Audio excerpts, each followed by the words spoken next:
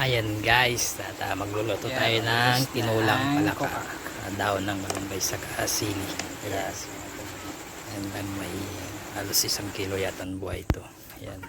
Pupunta tayo ng sili sa aming kapitbahay, sa sili ng mother ko. Ayan. Okay, nag-green na rin kasi umulan na rin. Ayan. At may malunggay na rin. At gusto ko may sili. Ayan. Walang ilagay luya. Muna. Tapos sibuyas, bawang.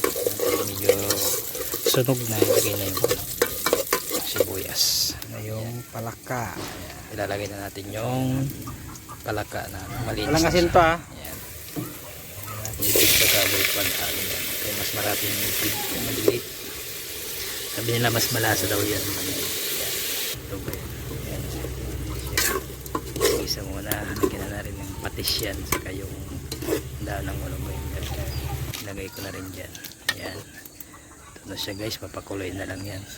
Ayan guys. Ito na siya, kumulo na.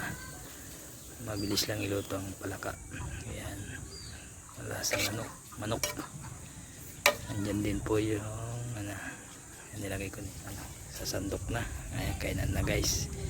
Ayan sa mangkok. Ayan. Parang siyang manok. Ayan guys, ready to serve na. Ayan. Ito sa kanin.